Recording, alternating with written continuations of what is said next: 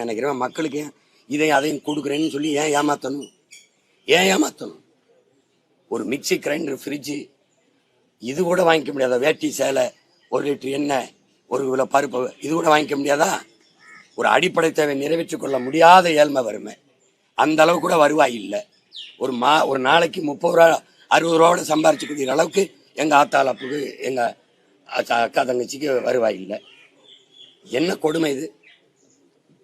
எங்க கொண்டு நிறுத்துவீங்கன்னு சொல்லுங்க. மலை இல்ல, மணல் இல்ல, மரங்கள் இல்ல. கொடுமை கொடுமை. மதுக்கடை விஷயத்துல வரும்போது அது ஒரு 50% பெறாத அந்த மதுவுக்கு அடிமையானவங்களா இருக்காங்க சார். அவங்களுடைய உணர்வுகளை மதிச்சு அந்த கடைகள் எல்லாம் மூடாம வச்சிருக்காங்க.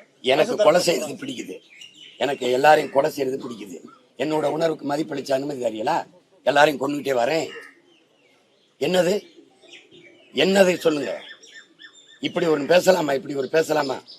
ஒரு கற்றறிந்த சான்றோர்கள் ஆன்றோர்கள் வாழ்ந்த மண்ணில் முதலில் பண்பட்டு நாகரிகம் அடைந்த ஒரு சமூகத்தின் பிள்ளைகள் இப்படி பேசலாமா சொல்லுங்க.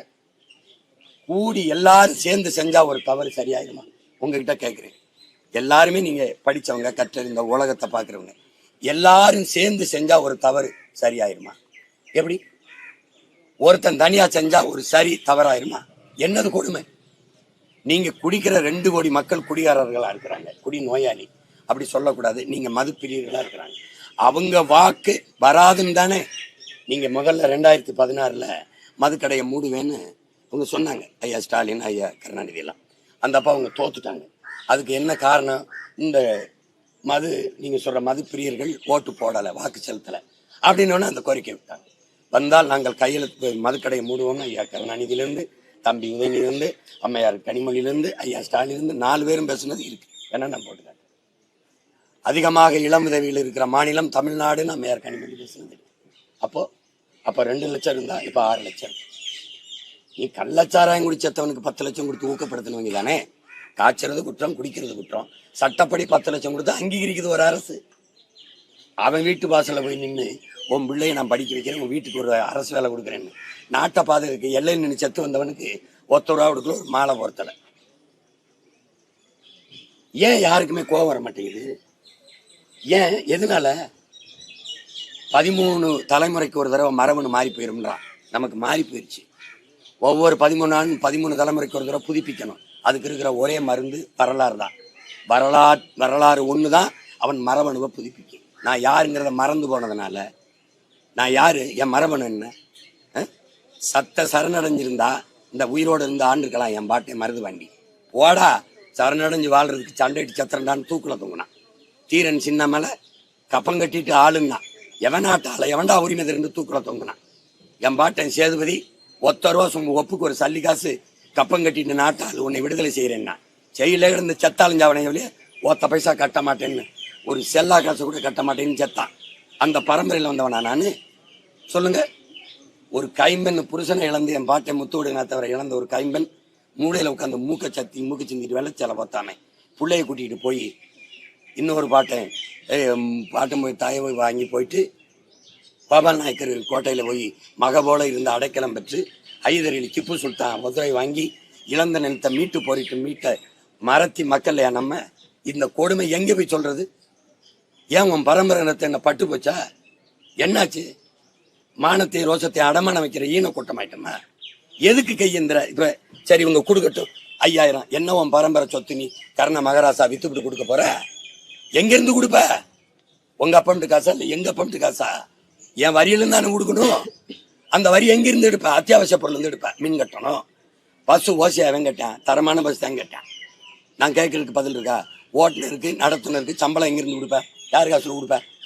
பஸ் பழுதாயிருச்சு, எந்த காசுல சீரமைப்ப? எரிபொருள் யார் காசுல இருப்ப? மறுபடியும் எங்க காசு தான். அது எங்க இருந்து எடுப்ப? ஒவ்வொரு பட்ஜெட்லயும் பற்றாக்குறை பட்ஜெட். அப்புறம் அதுக்கு நீ இப்படி அறிவிச்சுக்கிட்டு இருக்க? எப்படி?